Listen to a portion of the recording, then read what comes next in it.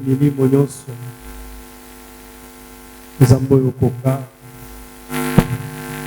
nzambe soki osololi matoi na biso eyokaka lokola bayekoli mitema na biso etondaka na esengo sepela éternel kotelema elongo na instrument oyo obongisi na poko ya sika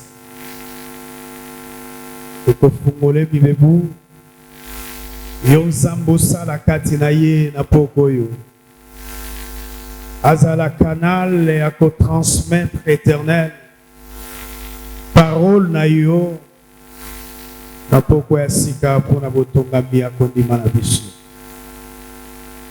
ya monguna tokwei mpe toproklame règne na yo kati na biso liloba ya pokwa ekela makambo ya sika na bomoi na biso na nzoto mpe na molimo na kombo na Yesu tolobi.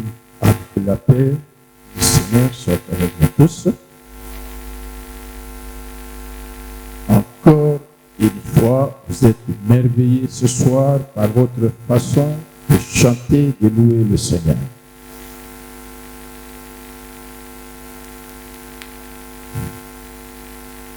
Alors, nous vous prions de vous lever pour la lecture de cette écriture. Nous lisons des Rois au chapitre 9. Kendaki ko kenda mboka ya Israël. Car Joram y était alité. Poete Yoram yazalaki kobele pe atandamaki na mbeki. Et Akazia, roi de Juda, était descendu pour le visiter. Pe Akazia kumuna Yuda akendaki kotala ye. La sentinelle placée sur la tour d'Israël Mosengeli oyo atelemaka na etutu ya mboka Israël vit venir la troupe de Jéhu amoni koya etuluku ya Yehu et dit, pe alobi je vois une troupe. Nazan aobisi Prends un cavalier zwa momatipunda moko et envoie-le au-devant d'eux pour demander si c'est la paix. tinda ye akenda kokutana na bango atuna bango soki eyeli na bango kowa awa ezali mpona kimia. Le cavalier alla au-devant de Jéhu momatipunda akei kokutana na Yehu et dit, pe alobi ainsi parle le roi. boye elobi kumo Est-ce la paix? ozali koya mpona kimia. Et Jéhu répondit, Pe Yehu ayonoli ye que t'importe la paix? kimia etali bino na nini awa bino na boboye. Passe derrière moi. Yo napunda na yo leka nsima na ngai. La sentinelle en donna avis Pe et dit, mosengeli apesi oyo ezali emoneli na ye mpe alobi le messager est allé jusqu'à eux. alobi moto oyo botindaki na mpunda na ye amema sango ake epai na bango Et il ne revient pas. mpe ti sikoyo azali kozonga te. Joram envoya un second cavalier Yoram atindaki momati mpunda ya mibale qui arriva vers eux et dit, mpe akendaki epai na bango mpe alobi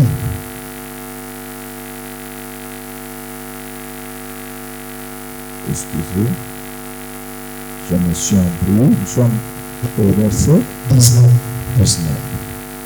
Ainsi parle le roi. boye elobi kumo. Merci beaucoup.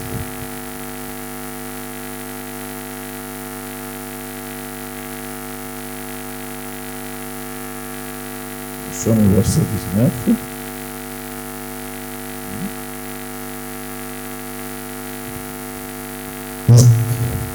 est-ce la paix? oyi mpo na kimia. Et Jéhu répondit, Mpe Yehu ayanoli ye, que t'importe la paix? etali bino awa, Passe derrière moi. yo mpe na nsima na ngai. La sentinelle en donna avis et dit, Mosonzoli azalaki komona na mosika, alobi ye te. il est allé jusqu'à eux Akei ye mpe kokutana na bango, et il ne revient pas. kasi azali na kozonga te. Et le train est comme celui de Jéhu. Mpe koya ya bato wana etuluku na bango ezali lokolo ya Yehu, Fils de Nimshi, mwana ya mobali oyo babengi Nimshi. car il conduit d'une manière insensée. Oyo azali kokumba etuluku wana na lolenge moko mpenza ya kanza. Alors Joram dit, Mpe Yoram alobi, attends. kangela ngai oyo ezali likalo na ngai. Et on appela son char. Mpe bakangelaki ye likalo na ye na bampunda. Joram, roi d'Israël, Yoram akumi ya Israele, et Akazia, roi de Juda, mpe Akazia akumi na Yuda, sortirent chacun dans son char pour aller au-devant de Jéhu. mpe moko na moko abimaki na mpunda na ye mpo ete bake kokutana na Yehu. Et ils le rencontrèrent dans le champ de Naboth Mpe Jezreel. bakutanaki na ye na elanga ya Nabote, moto na Israele. Dès que Joram vit Jéhu, il lui dit, Tango kaka Yoram amoni Yehu, alobi, est-ce la paix, Jéhu? ozoya mpo na kimia? Yehu. Jéhu répondit, Yehu ayanoli ye, quoi? La paix? kimia. Tant que dire les prostitutions de Jézabel, Tango nyonso oyo babondumba bikobo ya Jezabel ekolumela na mboka oyo, ta mère, mama oyo ya ye, et la multitude de ses sortilèges, mpe babondoki na ye ebele nyonso. Joram tourna, bride et s'en fout. Tango Yoram ayoki bongo, abalisi mpunda na ye mpo ete akima. Et il dit à Akazia, Mpe ayebisi Akazia, trahison. bateki ngai. Akazia. Akazia. Continuons la lecture. Tokobi na kati na litaki. 1 Roi chapitre 18, Mokanda ya liboso ya bankumu, mokapo na zomi na mwambe. nous allons lire les versets 17 au 18. Tokotanga zela moke ya zomi na sambe mpe ya zomi na mwambe.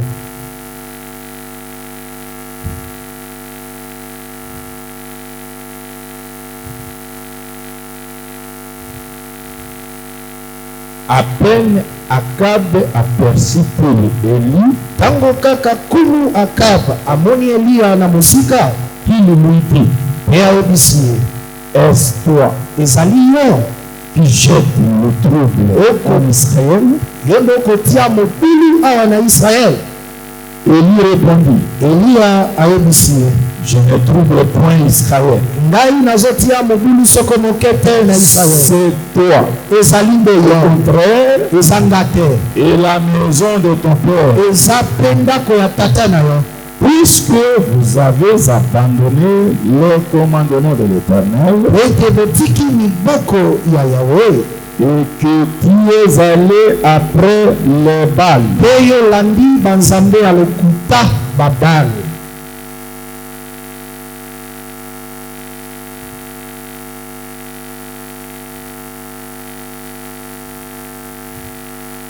Apocalypse chapitre 2 verset 18. Mokanda emoniseli mokapo na mibale, nzela ya zomi na mwambe.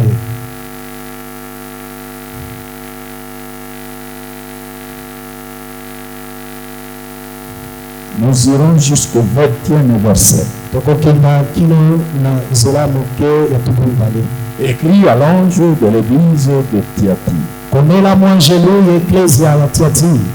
Voici ce que dit le Fils de Dieu. Yoka mai oyo elobi mwana nzambe.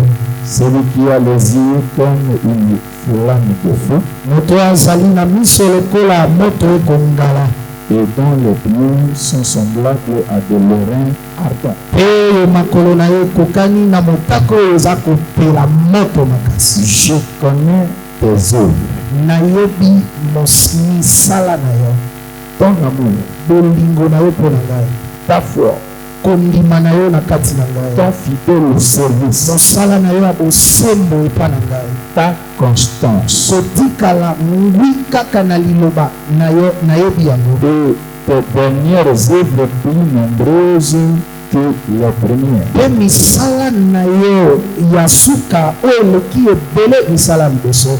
Mais ce que j'ai contre toi, kasi eloko oyo mpo na nini ngai nazali kotelemela yo, c'est que tu laisses la femme Jézabel ezali ete yo na esika opamela mwasi Jezabel okotika ye qui se dit prophétesse, oyo azali komibenga mosakoli ya mwasi enseigner et séduire mes serviteurs ateya mpe apengwisa basali na ngai pour qu'ils se livrent à l'impudicité po ete bamikaba na kati na pute to bondumba et qu'ils mangent de viande sacrifiée aux idoles. mpe balia misuni oyo ekabama na banzambe ya lokuta. Pour terminer, mpo na kosuka nous lisons Romains chapitre 14. tozotanga mokando ya polo na bandeko ya Loma mokapo na zomi na minei À partir du 13e verset.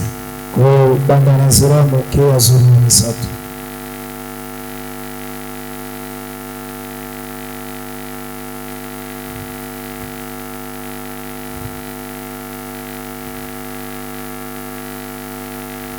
Ne nous jugeons donc plus les uns les autres. tomilobelanaka lisusu bamabe te bamoko na basusu, Mais pensez plutôt à ne rien faire kasi bokanisaka kosala eloko ata moko te qui soit pour votre frère une pierre d'achoppement oyo ekozala mpo na ndeko na yo libanga apeta libaku ou une occasion de chute. to libaku moko ekokweyisa ye. Je sais et je suis persuadé nayebi par le Seigneur Jésus mpe nandimisami na nzela ya Nkolo Yesu que rien n'est impur en soi. ete eloko moko te ezali mbindo na yango moko. Aucune chose n'est impure que pour celui qui la croit impure. ete eloko ezali mbindo kaka mpo na moto akomona yango mbindo. Mais si kasi soki pour un aliment mpo na bilei ton frère est attristé, bilei moko bondeko na yo ayoki mawa te azomona yango mabe, tu ne marches plus selon l'amour. soki olei yango na miso na ye oza na bolingo te. Merci beaucoup de lire avec des commentaires.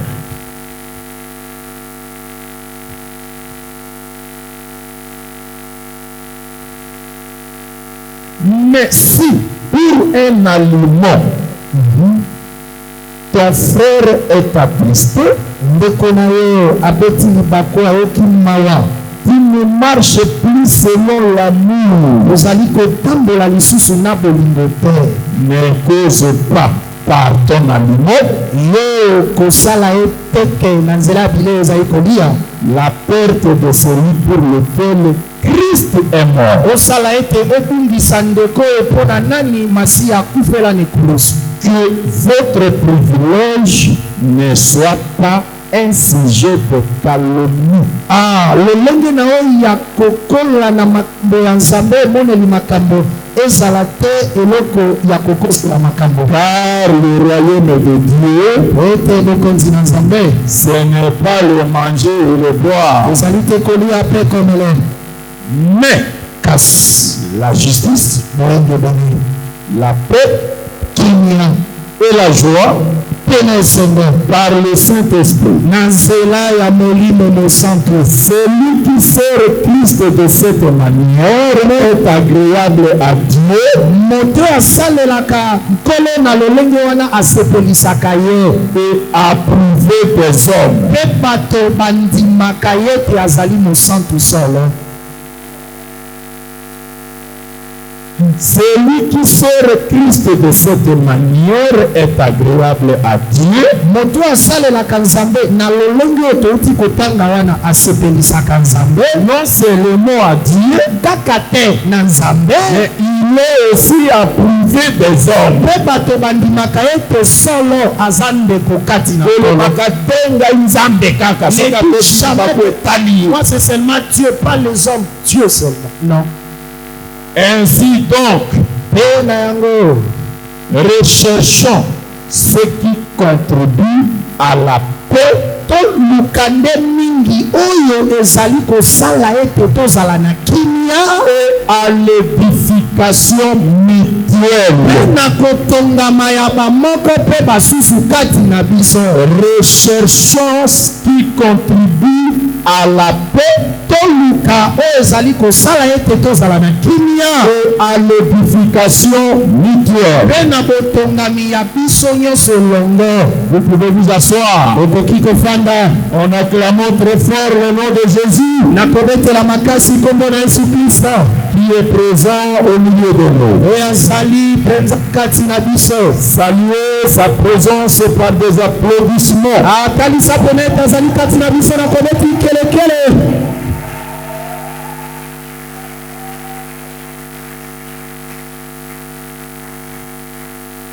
nazolinga bino nyonso na pokwa lelo na bolingo ya nkolo na biso Yesu Kristo. Dieu a encore rassemblé son peuple ce soir nzambe dans sa maison, asambisi lisusu libotami na pokwa lelo na bozamisami na ye parce que nous avons l'habitude de nous assembler devant le Seigneur chaque jeudi. ete tozali na momesano ya kosangana liboso ya nzambe mikolo nyonso ya mitano. Nous ne sommes pas venus de Noël. toyete kosala elambo ya mbotama na Yesu kolambisa bakatoliko. D'ordinaire, nous nous assemblons chaque jeudi. na momesano na biso tosanganaka mikolo nyonso ya mitano. Pourquoi nous sommes venus aussi adorer le Seigneur aujourd'hui. yango wana toye na kogumbamela nzambe mokolo na lelo. Et ceux qui ont fui le culte depuis le dimanche baye oyo bazali kokima losambo uta mokolo ya liboso ne viennent pas nous rejoindre parce que c'est le jour de Noël. baya te na likanisi ya kosangana na biso po ete ezali mokolo elambo ya mbotama ya Yesu kolangisa bato na mokili. Je ne crois pas qu'il peut y avoir parmi nous. nandimi te ekoki kozwa bakati Je na ne biso. peux pas croire que nous pouvons avoir nakoki te kondima ete tokoki kozwa makati na biso un frère ou une sœur ndeko moko ya mobali to ya mwasi qui croit à cette fête païenne oyo azokondima elulu wana to elambo wana ya bapagane qui commémore la naissance de Jésus. oyo ezali kozongisa bato na makanisi mbotama ya Yesu Kristo. Ni Jésus, ezala ta Yesu, ni ses apôtres, ezala bantoma oyo ya ye mais c'était rassemblés pour commémorer le jour de sa naissance. basanganaka mokolo moko po ete basala elambo ya mbotama na masiya. Nous aussi, parce qu'ils sont nos modèles, Ah. ou notre modèle, biso mpe lokola Yesu na batoma na ye bazali bandakiso ya biso, nous ne croyons pas à cette fête-là. tondimaka elambo wana te. Celui qui a Jésus, oyo azali na Yesu, Jésus c'est un festin éternel dans son cœur. Yesu azali elambo ya libela na libela na motema ya mosantu. Parce qu'il est écrit po ete komama qu'un cœur content ete motema ezali na esengo est un festin éternel. ezali elulu to elambo oyo ya libela. Notre cœur est content parce que Jésus habite dans notre cœur. motema na biso ezali na esengo po ete nkolo afandi na kati na La parole de Dieu habite nos cœurs. liloba nzambe ekofanda na mitema na biso. Par conséquent, nous sommes toujours contents. yango wana tozalaka kaka bato na esengo. Que Dieu vous bénisse. nzambe apambola bino. Nous continuons nos exhortations tozali kokoba na malendisi na biso qui portent sur la paix. oyo ezali kolobela kimia. Nous avons tiré cette exhortation du livre de Jean, chapitre 14, verset 27. biso tozwi lilendisi wana na mokapo ya yohani 14 nzela ya 27 Où Jésus dit, wapi yesu akoloba je vous laisse la paix, nazali kotikela bino kimia, je vous donne ma paix. nazali kopesa bino kimia oyo ya ngai. Je ne vous la donne pas comme le monde donne. nazali kopesa bino kimia yango te ndenge mokili epesaka. Que votre cœur ne se trouble point motema na bino elelaka te, et ne s'alarme point. ezalaka te na mawa. Celui qui a reçu la paix de Jésus-Christ oyo azwi kimia ya yesu kristo n'est troublé par rien. ye atia eloko moko te etiaka mawa to mobili na Son motema. cœur ne peut pas se troubler. motema na ye ekoki te kokweta na mobili. Son cœur ne peut pas s'alarmer. motema na ye ekoki kozala na mawa te Parce qu'il a reçu la paix de Jésus. po ete ayambi kimia ya yesu kristo. Nous avons compris avec vous tososoli na bino elongo que la paix ete kimia dont Jésus parle oyo yesu akolobela ne se trouve pas partout. ezali bisika nyonso te. La paix kimia ne peut être donnée que par celui qui la possède. epesamaka kaka na moto oyo azali na yango. Parce que Jésus dit, ete yesu alobi je vous laisse la paix, alobi ete natikeli bino kimia, je vous donne ma paix. napesi bino kimia oyo ya ngai. On ne peut donner que ce qu'on a. bapesaka kaka oyo oza nango. Si on n'a pas la paix, soki oza na kimia te on ne peut pas la donner. okoki mpe kopesa bato yango te. Jésus, yesu en disant cela, nakolobaka bongo il confirme azali kondimisa qu'il avait la paix. ete ye moko azalaki na kimia, Lui-même possédait, il la donne à son peuple. apesi yango libota na ye. Nous avons compris tososolaki que dans la loi de Moïse, na kati na mobeko na Mose, Dieu a aussi parlé de la paix. nzambe alobela mpe etali kimia kuna. La paix kimia doit précéder la guerre. esengeli eya yambo ete bitumba La eza. paix kimia doit être offerte avant l'épée, esengeli epesama yambo ete kobimisa mopanga nitumba. avant de soulever l'épée yambo kotelemisa mopanga pour frapper. mpo na kobete Il nguma. faut d'abord donner la paix. esengeli omema topesa kimia. Il faut d'abord offrir la paix. esengeli opesa kimia. On ne peut pas commencer par l'épée. tokoki te kobanda na mopanga Nous etumba. avons compris de ce soli que le véritable Josué, ete yoshua ya solo, le véritable Israël, ete israel ya solo, le peuple victorieux. libota oyo ya molende ya makasi Vous koleka. savez même la signification d'Israël. atako na mayo etalisi kombo israel. Israël signifie israel elingi kotalisa celui qui a combattu moto oyo abundi na nzambe, contre Dieu na nzambe et les hommes, mpe bato, et il est sorti vainqueur. mpe alongi bango. Le nom Israël kombo oyo israel évoque déjà les combats, la guerre. ezali eza kolobela eloko moko lokola bitumba. C'est un peuple vigoureux azali liboto ya makasi mingi qui aime les combats. oyo alingaka kobundabunda. Mais kasi avant de frapper, yambo abete ngumba moko Israël vous propose d'abord la paix. esengeli aya komemela yo nano kimia soki okondima yango. Israël va d'abord vous souhaiter la paix. Akotombela yo naino kimia. Si tu l'acceptes, Soki ondimi yango, tu conclus pour faire la paix avec lui. osali na ye boyokani ya kimia. Il ne va pas te frapper, Akobeta yo te. mais tu deviens son esclave. Kasi okomi nde mowumbu ya Israel. Tu deviens son esclave.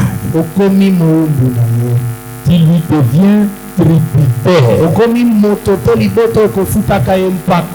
Tu dois commencer à lui payer un tribut. Esengeli obanda kofuta ye mpako. Mais tu auras la vie sauve. Kasi akobatela bomoi na yo. Que Dieu bénisse. Amen. Tu auras la vie sauve. Akobatela bomoi na yo. Tu comprendras plus tard Okososola na ntango ekoya. les bienfaits Oyo ezali bolamu d'accepter de faire la paix avec Josué. ya kondima kosala boyokani na Yoshua. Nous avons compris Tososolaki boye que Gabao ete mboka oyo babengi Gabaona c'est le peuple oyo ezali kaka liboto moko qui a accepté la paix de Josué. oyo andimaki kimia ya Yoshua. Aujourd'hui, Lelo il n'y a pas deux peuples. ezali na mabota mibale Parce te. qu'il n'y a eu pas deux peuples Pe po ete kuna ezalaki mabota qui mibale te avaient fait la paix avec Josué. oyo basalaki boyokani na Yoshua.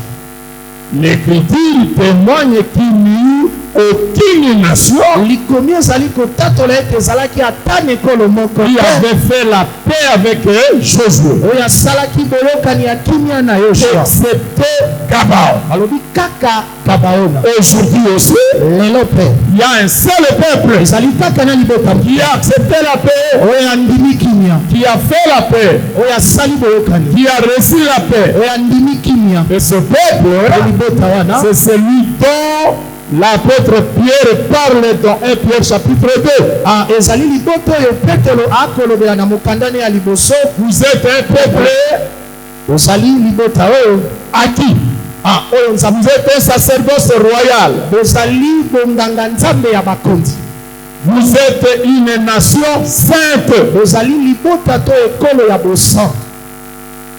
Donc l'Église Eklezia est le seul peuple au monde. ezali kaka libota oyo moko na se. L'Église Eklezia est la seule nation au monde. azali kaka ekolo oyo moko na se na moi. Je vous dis que nous sommes une nation nazoyebisa bino ete basantu mpe bazali ekolo différente de la République démocratique du Congo, ekeseni na mboka ya bakongomani, différente de l'Ouganda, oyo ekeseni na mboka ya baganda, différente de la France. oyo ekeseni na mboka ya bafrançais. Nous sommes un peuple différent. tozali liboto ekesana. Nous n'avons jamais été un peuple, le peuple congolais. to eklese etikala te kozala ya Nous bakongomani. sommes devenus aujourd'hui le peuple de Dieu, tokomi lelo libota nzambe, la nation de Dieu, ekolo ya nzambe, le sacerdoce royal.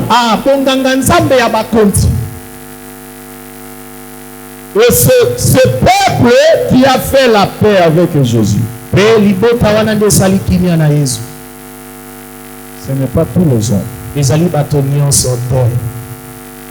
Quand je te vois venir ici, ntango nazokomona yo koya na esika, je suis heureux nazali na esengo parce que je crois ete nakondima que toi, ete yo individuellement, na yo moko boye tu as accepté la paix. ondimi kimia Yesu ayela yo. Tu as fait la paix avec Jésus. osala boyokani na Yesu Kristo. Mais tout le monde n'a pas fait la paix avec Jésus. kasi moto nyonso te nde asala boyokani. Nous avons compris ete tososoli que la paix ete kimia s'embrasse avec la justice. eyambanaka na boyenge bene. La justice et la paix Boyenge bene mpe na kimia s'embrassent. eyambana. Nous avons dit Tolobaki on ne peut pas s'embrasser à distance. okoki te koyambana na mosika na On ne peut pas s'embrasser de loin. okoki te koyambana kuna na mosika. Pour embrasser quelqu'un, mpona koyamba moto il faut d'abord se rencontrer. esengeli na ino bokutana. Il faut un lieu où vous devez vous rencontrer. esengeli esika moko bokutana bino mibale. C'est alors que vous allez vous embrasser. mpe na nsima na yango bokoyambana lokola Une embrassade corps à corps. ezali koyambana nzoto na nzoto. Tu prends ton frère ozwi ndeko na yo à bras le corps. na maboko mpenza na nzoto. C'est ça l'embrassade. yango nde koyamba. Que Dieu vous bénisse. Amen. Que Dieu vous bénisse. Amen. Or, la justice et la paix nzokande boyenge bene mpe na kimia se sont rencontrés ekutana dans un seul homme na kati ya moto moko qui s'appelle Melchisedec. oyo kombo na yo ezali Mekisedeke. En lui, na kati na yo il y a la justice ezali na boyenge et la paix. Melchisedec Mekisedeke est le roi de justice. azali kumu ya boyenge bene. D'abord, le roi de justice. yambo kumu ya boyenge bene. Ensuite, j'aime les Écritures. nalingaka makomi mingi. D'abord, le roi de justice. yambo na ino kumu ya boyenge bene. Ensuite, le roi de paix. mpe nsima na yango kumu na kimia. Sans la justice, soki boyenge bene eza on ne te peut pas parler de la paix. kolobela mpe kimia Et te. c'est le message de ce soir. yango nde mateya pokwa lelo. C'est ce que je vais vous mettre ce soir. yango nde nakotalisa bino na pokwa lelo. La justice boyenge bene établit la paix. etiaka kimia kati ya bato. La justice boyenge bene appelle la paix. ebenga ndeko na ye kimia. L'injustice oyo eza bozangi boyenge appelle bene. le désordre. ebengaka mobulu. Appelle les troubles. ebengaka mpe kowelana Partout. bisika Dans nyonso. les relations humaines. atako na koyebana ya bato. Dans les mariages. na kati na mabala. Dans la famille. na kati na maboti. Partout il y a le sort. bisika nyonso bato bakoki kozala. L'injustice ezali bozangi boyenge bene. amène toujours le désordre. etiaka mobulu.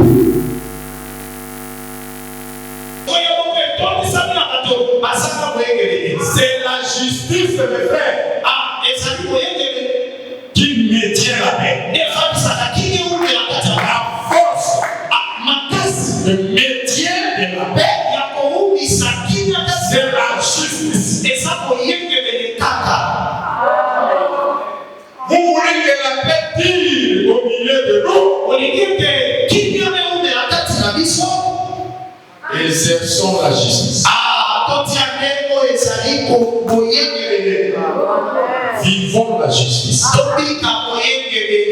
L'injustice, on le veut ou non, appelle le désordre. Accepte l'injustice.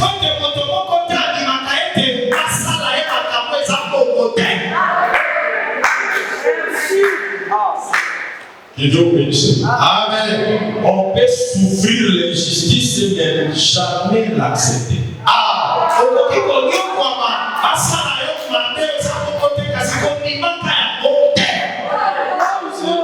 La convention avec Kinshasa, c'est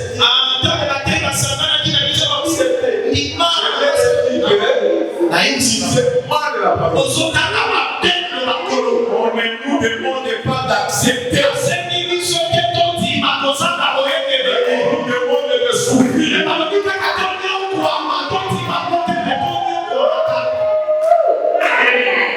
Je vais souffrir l'injustice. Je ne vais jamais l'accepter. Ça, c'est l'injustice. On peut même que j'en souffre. C'est l'injustice.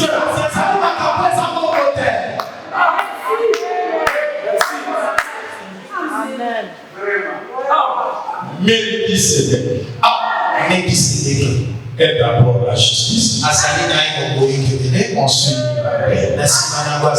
Qui est aujourd'hui. Vous le connaissez bien. C'est le Seigneur Jésus. Celui qui n'a plus commencement de jour.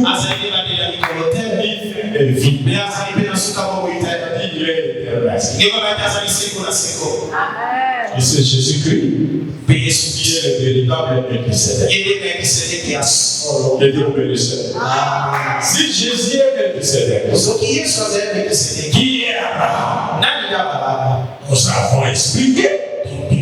Abraham qui a reçu Melchisédek. Aujourd'hui, c'est l'Église. C'est tout celui qui a la foi d'Abraham. Parce que Melchisédek ne rencontre que celui qui a la foi d'Abraham. Quand il est venu dans les mondes, il cherchait seulement les enfants d'Abraham. Lorsqu'on lui interdit, on veut lui interdire d'opérer une guérison, non.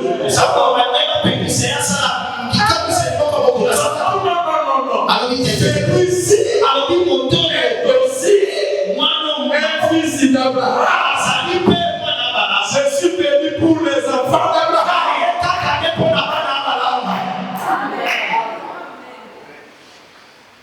Et la paix,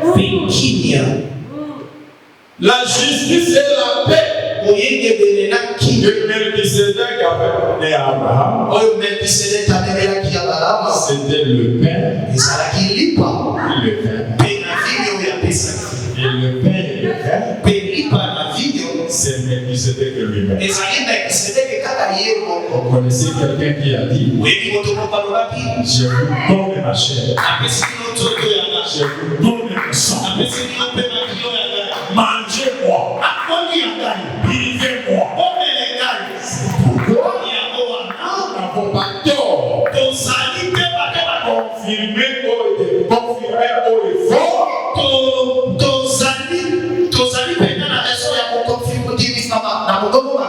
que celui qui mange le pain et boit le vin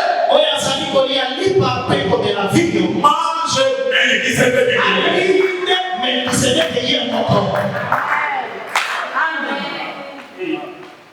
Et lorsque Melchisédek vous a apporté le pain et le vin, après l'avoir mangé, il a disparu. Cherchez-le aujourd'hui dans le monde. Vous ne le verrez plus. Cherchez les maîtres qui l'ont mangé. Lorsque vous entrez dans l'église, vous allez trouver Melchisédek assis coupé dans l'église. Il est dans l'église. Le monde ne le voit pas. Mais il est dans l'église. Comment il opère dans l'église? La justice et la paix. Lorsque vous entrez dans l'église, vous voyez la justice de Dieu. Vous voyez les hommes appliquer la justice de Dieu. Et vivent vraiment.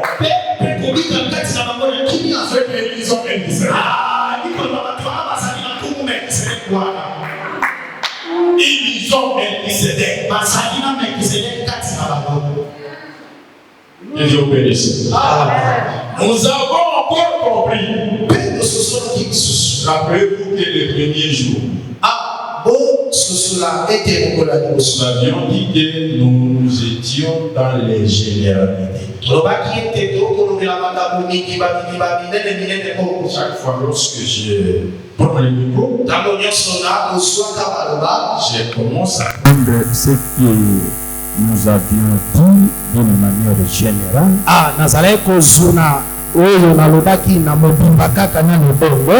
Je le prends pour le dire maintenant d'une manière particulière. Nous avons compris que tosolaki ete la paix ete kimia et la tranquillité, mpe kozanga mobulu c'est encore un homme. ah eza lisusu moto moko. Qui est cet homme? Moto yango nde nani? C'est le fils de David, ezali mwana Dawidi qui s'appelle Salomon. oyo kombo na ezalaki Salomon. En hébreu, Na kota ya bahebelo Shalom signifie eli kotalisa shalom. kimia ezala na Et shalom lui-même signifie Shalom ye moko ekotalisa la paix et la tranquillité. ah kimia mpe kozanga mobulu. Donc le nom Salomon vient du mot shalom. Kombo Salomon na euti na kombo Shalom. Parce que tu as dit à David, ete nzambe ayebisi na Dawidi il te mettra un fils. ekobotamela yo mwana moko ya Il mobali lui donnera le nom de Shalom. okopesa ye kombo ya Shalom Parce que pendant toute sa vie, ete na bomoi ne mobimba je donnerai nakopesaka la paix kimia et la tranquillité. ekozanga mobulu. Et Dieu me dit Mpe que tes murs, mokanda banzembo ekoloba que la paix soit dans tes murs, kimia ezala na kati ya ndako na yo, que la tranquillité soit dans ton palais. bandako ya bakonzi na yo ezanga mobulu. Nous voyons la Sulamite arriver, ozomona mwasi Sulamite akokoma qui est la femme de Salomon. azali mwasi na Salomon. Il récupère ce verset. azuli komi Où wana elle se présente comme un mur. azomitalisa lokola etutu ya ndako. Elle dit, je suis un mur. alobi ete nazali etutu ya ndako. Si elle est un mur, soki azali etutu ya ndako c'est que le souhait de paix, etengi koloba kotombelama kimia wana. le souhait de paix kotombelama ya kimia fait au mur. oyo bapesi na botutu En ya ndako. réalité, na bosolo ce souhait botombelami wana est fait à la femme. bapesi yango nde mwasi. Parce qu'une femme, ete mwasi c'est une maison. azali ndako mobimba. Une maison ndako qui est habitée par un seul homme. oyo efandami kaka na moto to mobali moko. Pas deux hommes, mibali mibale te, un seul homme. moto to mobali moko. Vous savez pourquoi les jours où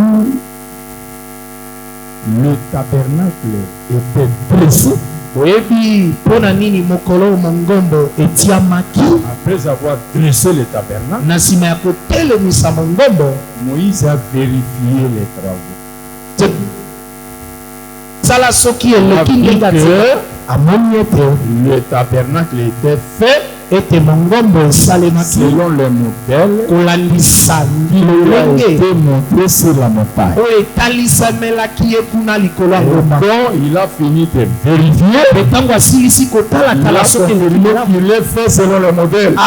andimisami ete esalami kolakisa lolenge solo. Aussitôt après, mpe nsima na yango moke il nous dit likomi ayebisi biso que l'Esprit de Dieu ete molimo ya nzambe a quitté le ciel elongo likolo et est descendu sur le tabernacle. ekiti likolo na mongombo. Mais avant que l'Esprit descende sur le tabernacle, me yambo ete molimo ya nzambe ekita likolo ya la mongombo. Bible dit qu'on avait chassé tout le monde. likolo oyo ete babenganaki Tout le monde avait quitté le tabernacle. bato nyonso balongwaki na kati na mongombo. Et Dieu seul est descendu. mpe nzambe ye moko akitaki wana Pour accomplir l'écriture qui dit, mpona kokokisa likomi ekoloba l'homme quittera son père et sa mère, mobali akolongwa epai ya tata mpe mama na ye s'attachera à sa femme, mpe akoya kofanda kokangama na mwasi na ye. les na mibale wana deviendront une seule chair. akokoma sini moko. Si vous entendez un pasteur prier, soki boyoki motei moko kosambela qui était oh Seigneur, toi tu avais promis mobali akotika, l'homme quittera mwasi pe akotika. et la femme aussi quittera. Cette prière, Dieu ne va pas les exaucer. losambo wana nzambe ayanola te. L'Écriture ne dit pas que la femme quittera. likomi elobi ete ke mwasi mpe akolonga epai na Entre la femme et l'homme, na mwasi na mobali c'est lui qui fait le mouvement oyo azali kosala koningana vers l'autre. epai ya mosusu c'est l'homme eza nde mobali. C'est l'homme qui quitte ezali mobali nde pour aller akolonga vers vers sa femme. C'est pourquoi dans la société, quand une femme demande un homme en mariage, c'est une abomination. La femme, ne demande pas. C'est l'homme. Vient vers la femme. Entre le tabernacle et l'esprit, qui est l'homme et qui est la femme. Pour connaître l'homme et la femme, regardez seulement entre les deux, celui qui a fait le déplacement. Celui qui a fait le mouvement, c'est l'homme et sa mobile. L'homme, c'est l'esprit. Mobile, il est mon livre. Qui fait son père. Le ciel, qui est descendu vers sa femme. S'attacher à sa femme. Et lorsque vous regardez le tabernacle, vous ne voyez pas deux personnes. Vous voyez seulement le tabernacle. L'homme est là-bas. La gloire de l'homme a couvert la maison. Ça, c'est l'évangile de paix. Un évangile rare.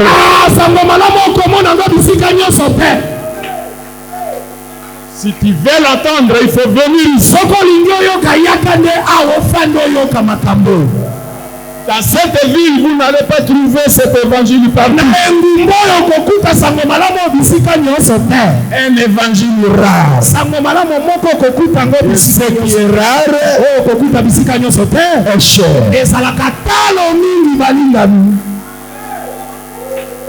Vous devez savoir cela.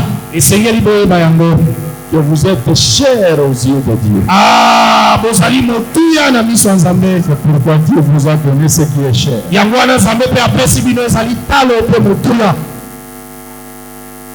Bien-aimé dans le Seigneur, la Soulamite est la femme de Salomon. Elle déclare: je suis un mur. Et comme un mur, je suis regardé aux yeux de Salomon comme celle qui a trouvé la paix.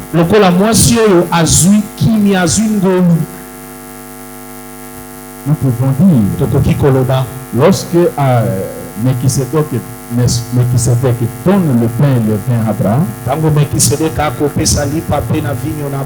c'est comme si on dirait: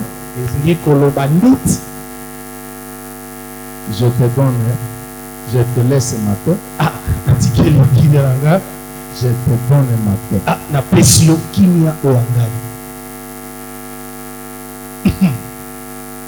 Salomon, en disant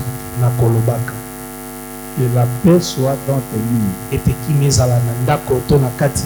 que Salomon donne la paix au mur. Or, le mur, c'est la femme. Salomon dit à la femme: je te donne la paix. Je te laisse ma paix.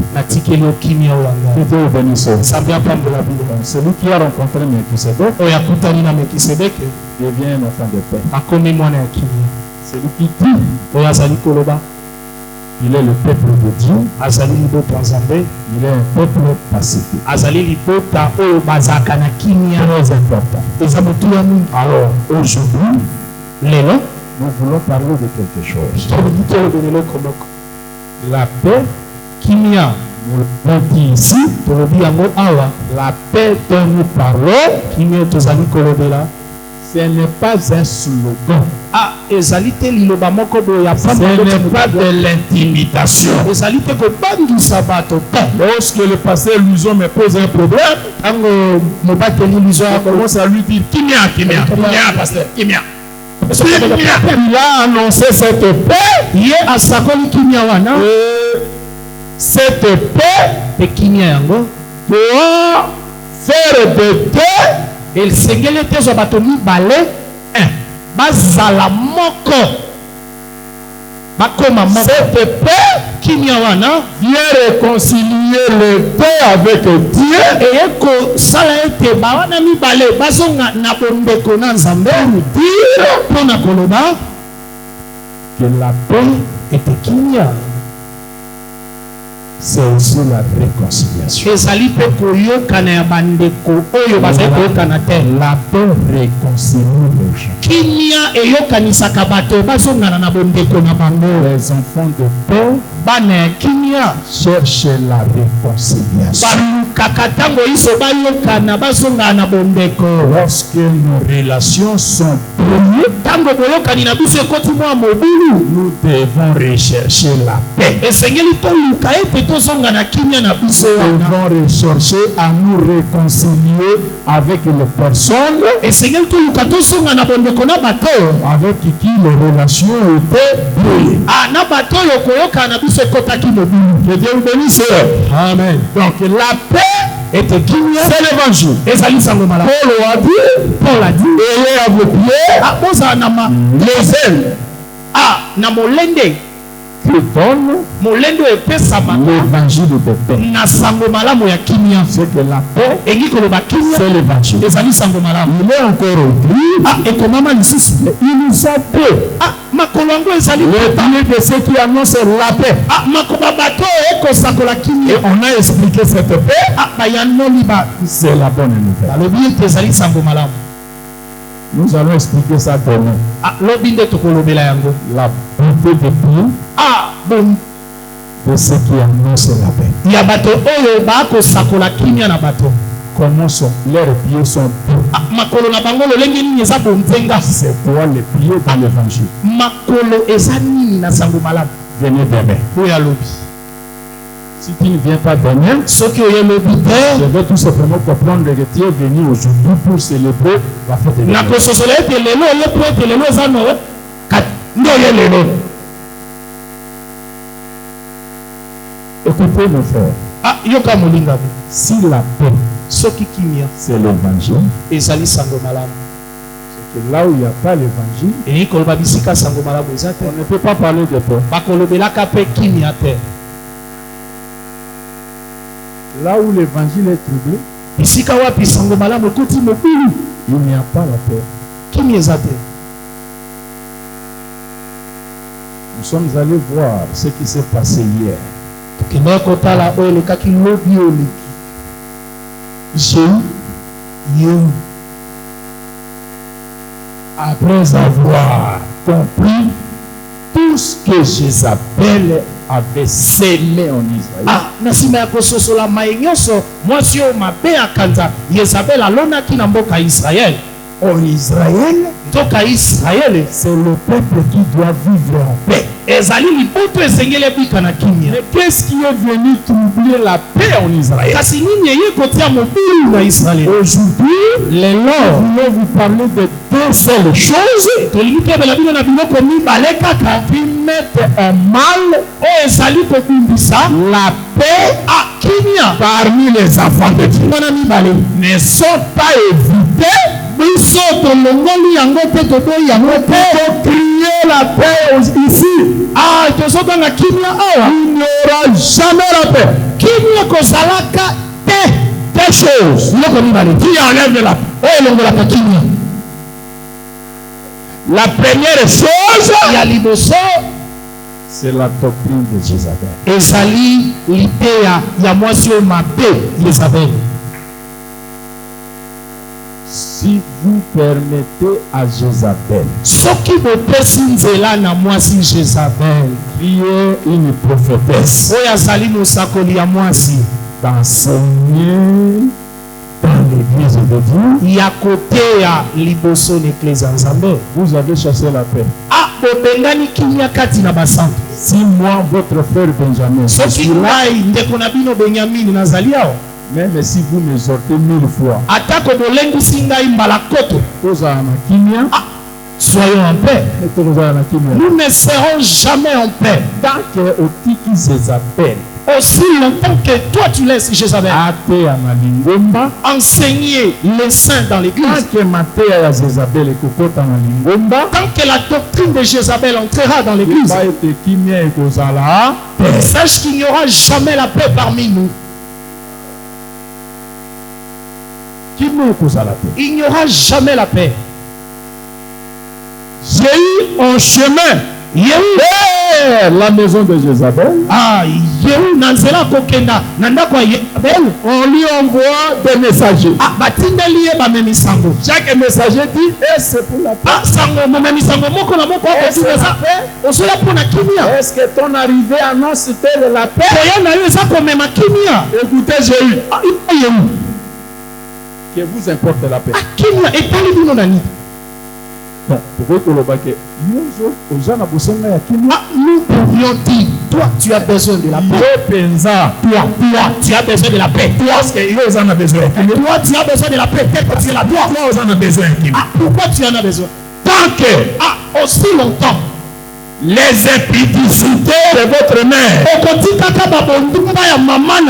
et Israël se retrouveront en Israël, ces sortilèges, il n'y aura jamais la paix parmi nous. Jézabel. Nous voyons ici une chose. Le troubleur de paix et aussi parle de la paix.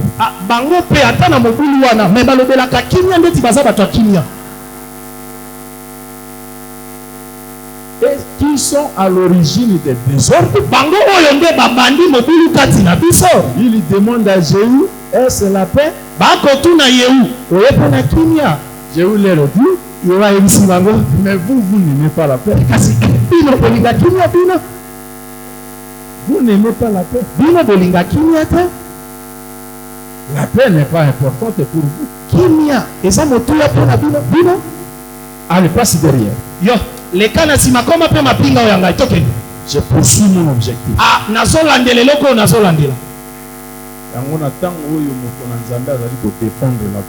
C'est pourquoi au moment où l'homme de Dieu défend la vérité,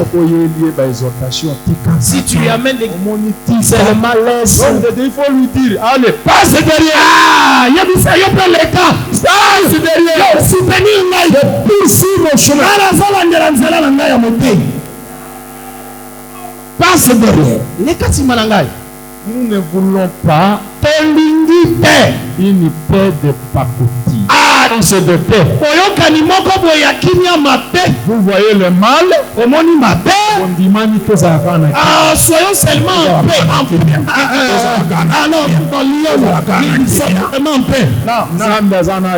Dieu ne sera jamais avec vous. La paix, c'est l'évangile de Jésus. C'est la parole de Dieu.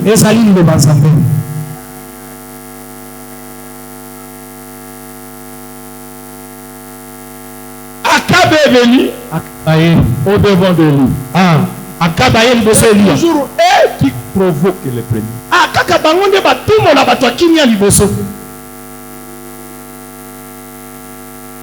Aussitôt, rencontrer Abraham,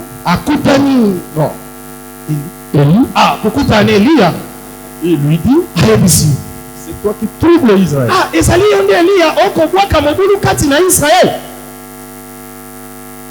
Trouble Israël. Élie lui répond, ce n'est pas moi qui trouble, c'est toi et la maison de ton père. Comment vous troublez Israël? Vous êtes allés après les Baal, c'est un faux Dieu. Dieu dans la Bible, c'est la parole. Le nom de Dieu, c'est la parole. Si le vrai Dieu s'appelle la parole, Sachez que le faux Dieu aussi s'appelle la parole. Le vrai Dieu, c'est le vrai enseignement. C'est la vraie parole. Le faux Dieu, c'est le faux enseignement. C'est la fausse parole. Tu reçois un mauvais enseignement. Tu deviens mon sambeli abikeko. Tu reçois un faux Dieu.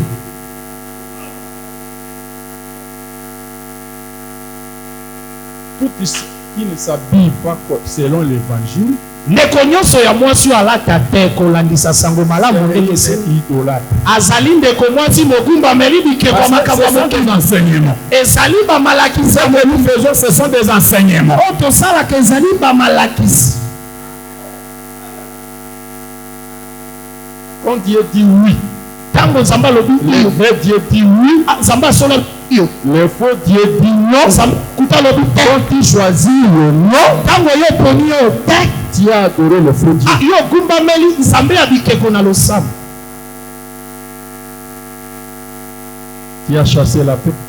obengani kimia kati na yo. Est-ce qu'il y en a lobby, ma vie? Est-ce que j'ai mal parlé? Regarde, en plus, ça va donner vos conseils. Moi, je donne ces conseils aux frères. Moi, j'ai forniqué ou j'ai commis l'impudicité.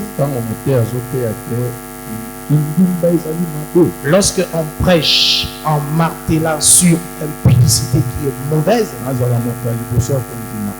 que je sois le premier à crier Amen. Ça, c'est la parole de Dieu.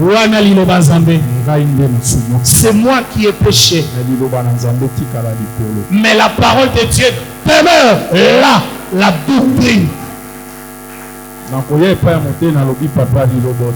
Je viendrai chez le prédicateur, je dirai la parole que tu as prêchée. Tu m'as prêché bien. Dans un bon sens. Puisque dans mon sou, il m'a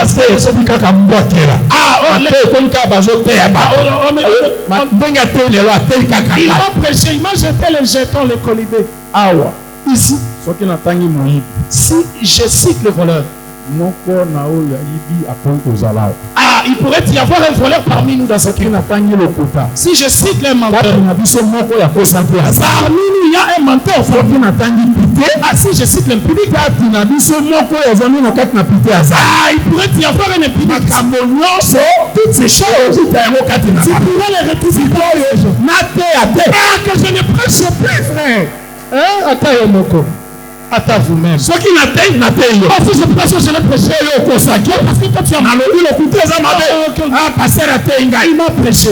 Natikio. La lobby, moi, il les amadés. Il faut le faire. Pour ne pas le dire, à Tenga, il m'a prêché. Si toi, ton côté, qu'allons-nous prêcher ou qui allons-nous prêcher? Soyons humbles devant l'évangile. Comme qui puisse salir dans son sang de malam. Tu écoutes la parole de Dieu.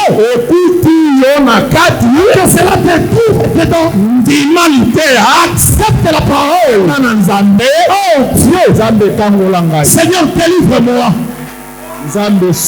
Seigneur, assiste-moi.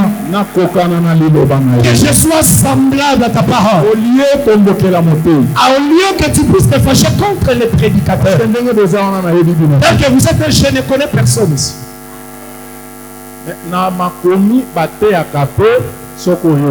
Dans les Écritures, on prêche aussi par rapport aux circonstances. On entend dire généralement pour la Bible, ce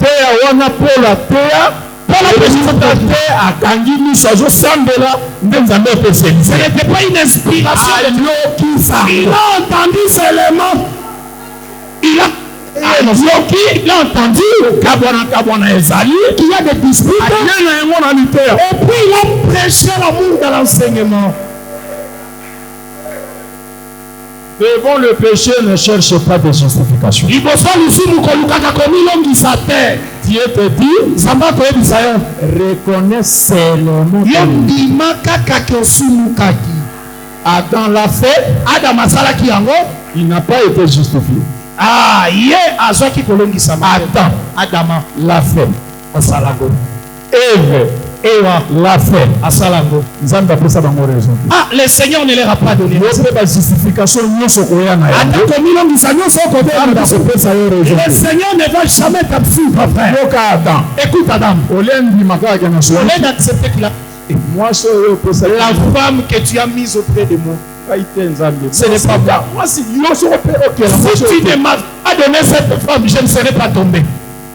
Aye pa ya moi si Il vient chez la femme Nzambe ngai pe. et ce n'est pas moi. Nyoka. C'est le serpent que tu as créé.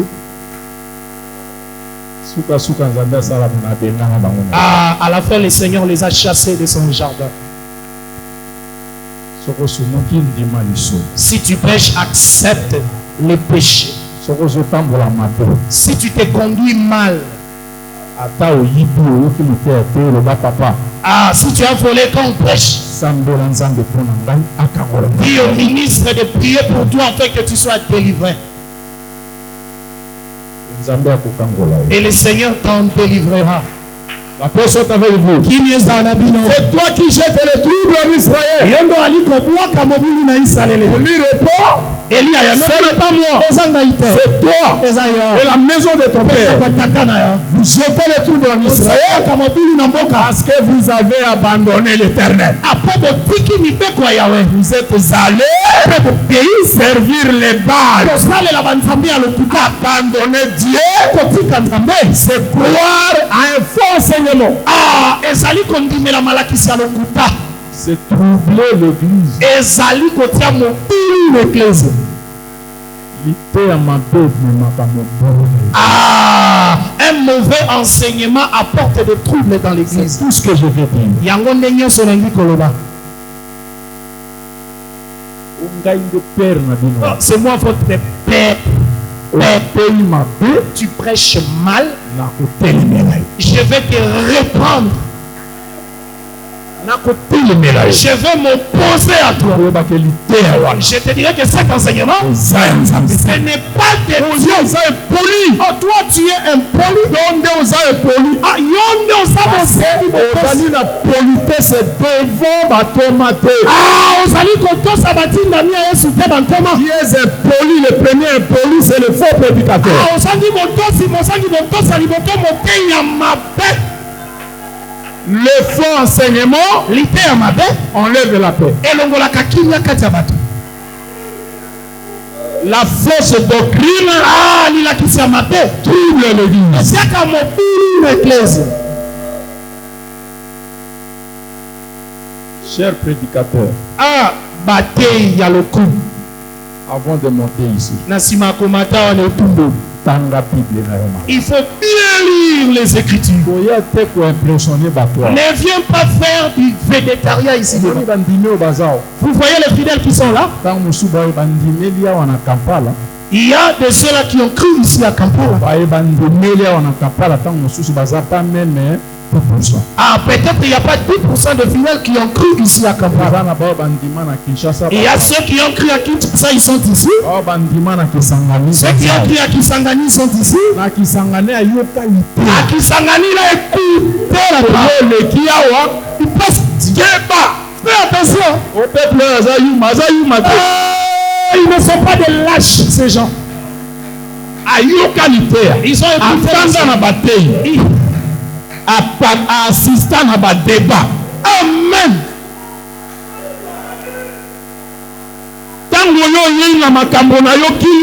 Quand toi tu viens avec tes sketchs ici, il dira vraiment mato. Ah, ne l'appelle pas impoli, frère.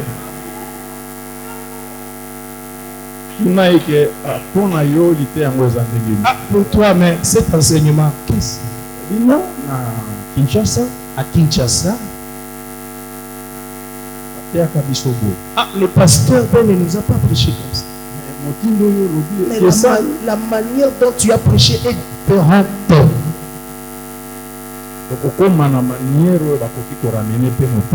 Ah, dans notre, la manière dont un fidèle peut amener. Ah, ça doit être une manière de paix. Le faux enseignement du prédicateur a troublé l'église avec douceur.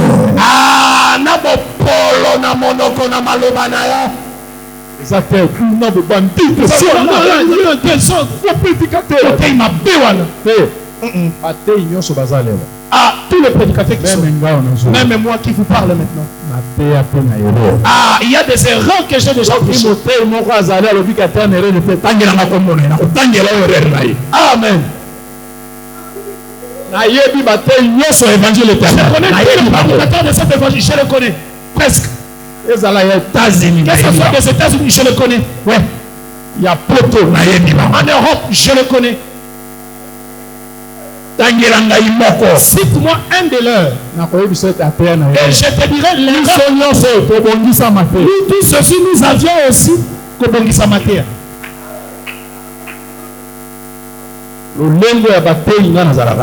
Ah, l'orgueil là de prédicateur. Ah, je crois devant vous que j'ai déjà prêché des erreurs. Et un frère m'a ramené. Et j'ai accepté. Et j'ai rectifié des tirs. Et cela ne m'a pas enlevé le ministère. La paix soit avec vous. La paix soit avec vous. Je vous dis shalom. Recevez le shalom de Dieu. Le faux prédicateur trouve la paix. Toi, l'enfant de paix, tu dois rechercher la paix. C'est-à-dire rétablir la paix. Nous parlons avec tous cela. Avec amour pour les cailloux. Il n'est pas un démon. Il n'y a que les démons qui ne vont plus se repentir.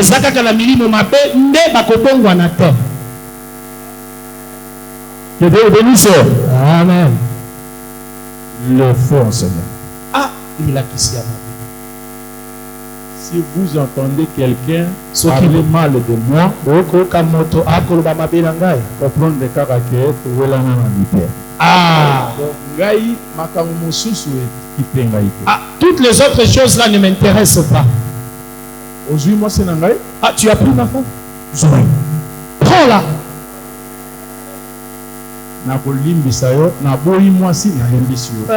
Je vais répudier ma femme, mais je te pardonne. Prends là. Et j'en ai plus une autre. Parce que adultère et katakaliens yaliba.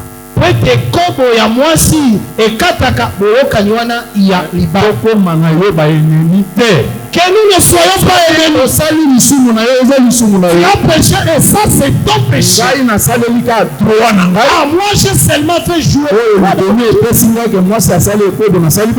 Et l'écriture me donne quand une femme commet l'adultère, je la répudie. Nous n'allons pas nous disputer. Mais si tu veux que nous nous disputions, prêche mal devant moi. Prêche mal, on ne va pas s'attendre. Même 10 ans, même pendant 10 ans, nous ne nous attendrons jamais. Jusqu'à la mort, nous ne nous attendrons jamais. Et si quand Zambé a dit oui, non, oui, Zambé. Ah, là où tu as dit oui, toi tu dis non, j'amènerai le oui de Dieu. Mais toujours avec amour. Kaka nabo lingo. Toujours avec douceur. Nabo polo na monoko. Ah, quand on se croise, on se salue. Mais pour l'enseignement, je te dirais, ne les prêche plus ainsi. Quand tu passes, tu les fais, tu les fais. Moi aussi, je vais passer et je prêche autre chose ici. Jusqu'à ce que tu vas abandonner ces faux enseignements. Que Dieu te bénisse. Deuxième chose. Et le koyami balé.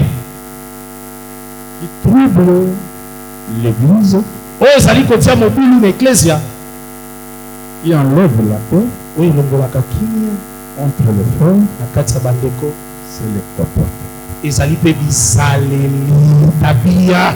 Ha! Le comportement. bizaleli mabe Le comportement. bizaleli na ngai. Nous pouvons avoir le même enseignement. tokoki kozala na lilakisi moko biso Si nous nyonso ne veillons pas soki tozosengela te à nos na comportements, bizaleli ya biso, il n'y aura pas la paix dans l'église. kimi ekozalaka te na eklesia oyo, Il n'y aura pas la paix. kimi ekozalaka te. C'est pourquoi l'Écriture dit yango wana likomi koloba recherchez ce qui contribue à la paix boluka oyo ekomema ete tozala na kimia et à l'édification mutuelle. oyo ekotonga biso moko na mosusu, Même à part, si cela n'est pas interdit, ata yango epekisami te na liloba, koseka na ngai mais que mon rire ezangisaka ndeko na ngai et kimia. que cela fait que mon frère C'était péché. Donc, ça m'a écrit noir sur blanc. Attends, écrit noir sur blanc. quand Je fais qui ça concerne. aka qui interdit mon sourire, mon rire, non. lokola koseka na ngai Comme mon rire ou mon sourire ezozangisa ndeko kimia fait manquer de paix à mon frère, soki naza na ye quand je suis avec lui, nakoevite koseka. ah, je serai charismatique, je ne rirai. C'est ça l'amour. Yamane lolingo. C'est ça rechercher la paix. Yamane koluka kimia te.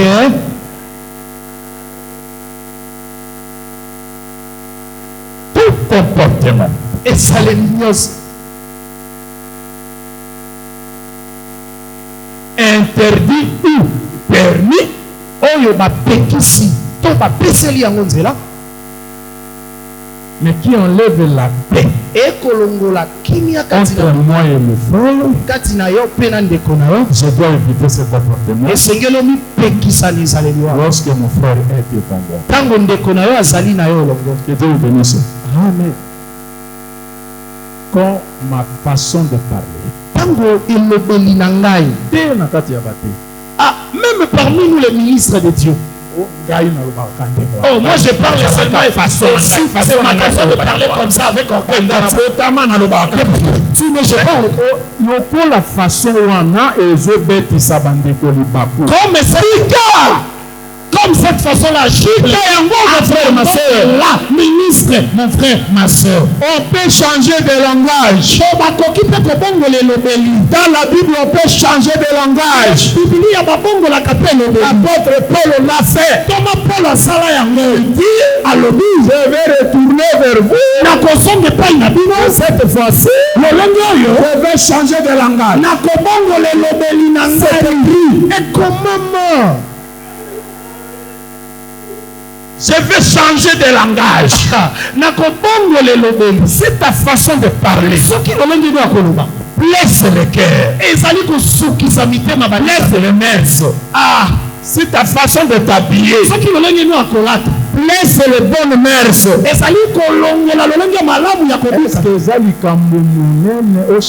Est-ce une grosse affaire de changer ton habillement? On dit que N'aime pas. au nom de la liberté que tu as, les frères pour qui le Christ est mort à la croix, soient perdus. Il ne faut pas aimer cela. Laisse que le Seigneur bénisse sa parole.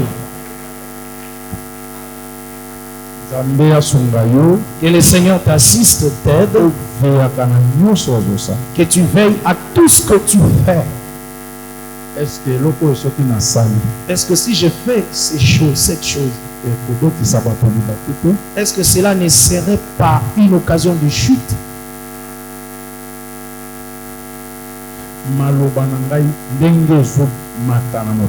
Mes paroles, comme elles bouillonnent dans mon cœur, quand elles sortiront de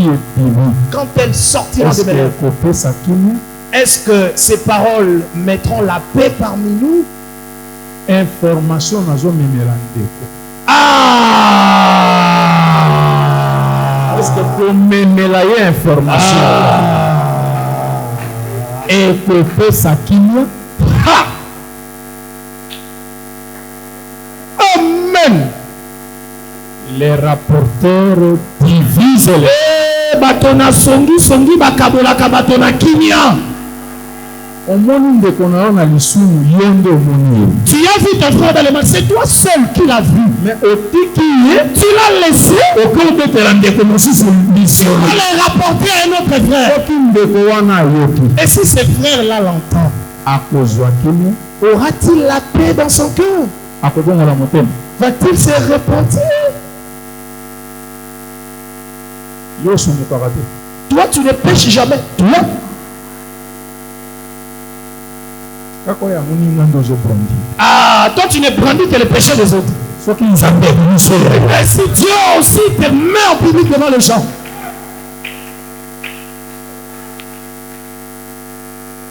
Moi libanga ya ndeko. tellement une petite du frère, Marchandise avant. et ça devient du marchandise, tu mets du levier de la levure.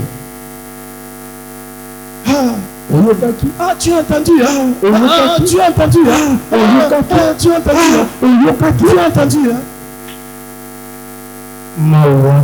La semaine prochaine, Ah, Poso Ekoya, nous allons vous parler Tokolo Bilabino. de l'évangélisation. Ah, nakupalanganisa sango ya sango malamu. Un enfant de Dieu. Mwana ya Nzambe, Soka fungoli monoko. quand il ouvre sa bouche, Les Alagandais pour annoncer les oracles. ah, ezalaka mpona kopesa bato mambi ya Vous Nzambe. parlez de Jésus. Kolobela Yesu Kristo. Vous ne voulez pas parler de Jésus. Oui, kolobela Yesu ta. Kumbuka ya ba frère na Ah, taka koloba bakombo ya bato. évangéliste Batia yo mopalanganisi za sango. masimu ya bandeko. Amen. Oliozala mopalanganisi ya sango malamu. Au lieu d'être évangélisateur de Jésus-Christ, Yo komi mopalanganisi sango mabe. ah, tu deviens rapporteur de mauvaises Oh, nouvelles. la bonne nouvelle, Toka sango malamu, c'est ça la paix. yango nde kimia. La bonne nouvelle, c'est la paix. Ah, sango malamu yango kimia. Ne propage pas les fausses nouvelles. Kopanzaka te basango ya mabe ya mawa On n'est kopanza pas te. là pour répondre les péchés d'autrui. Sango nete mpona kopanza bamasimu ya bato. Non. C'est mon frère. Eza mabe. C'est ma soeur. Eza ndeko na nga C'est ton frère. aza ndeko na C'est ta soeur. aza ndeko na Si tu le vois dans le péché, soki omoni ye na mabe, va toi-même yo moko le voir. mona ye, Parle avec lui. sola na ye. C'est la seule. Bino mibale kaka. Tu vas sauver ton frère. Tu vas sauver ta soeur. Ah, okosunga ndeko na yo ya mwasi to ya mobali. Je veux que l'église de Makindi Nalingi ete eklezia awa na Makindie soit véritablement l'église de Dieu. ezala mpenza solo eklezia ya Je Nzambe. veux que toi, Nalingi ete yo tu sois véritablement ozala mpenza solo un enfant de paix mwana ya kimia, et un enfant de trouble. mwana ya udulu te. Que la paix du Seigneur Kimia nkolo soit avec votre esprit. ezala na molimo na bino. Venez demain, Boya lobi nous allons parler de paix, tokolobela makolo, la beauté de Dieu bonzenga ya makolo qui annonce la paix. oyo ezali kopanza sango ya kimia. C'est quoi le pied? Makolo wana ndeni Et pourquoi on dit que ces pieds sont beaux? mpona nini bakoloba ete makolo wana ezali na bonzenga? Que Dieu vous garde Nzambe abatela bino dans les désordres qui est dans la ville à cause de la fête païenne. ah, abatela bino mosika ya mobulu ezali na engumba mpona elulu oyo ya bapagani. Que ta nuit soit paisible Ah, butu na yo ezala ya kimia et ton sommeil pur et agréable. mpe pongi na yo ya bopolo mpe kitoko. Tobeteli likolo Yesu Kristo maboko makasi abongi na lokumu.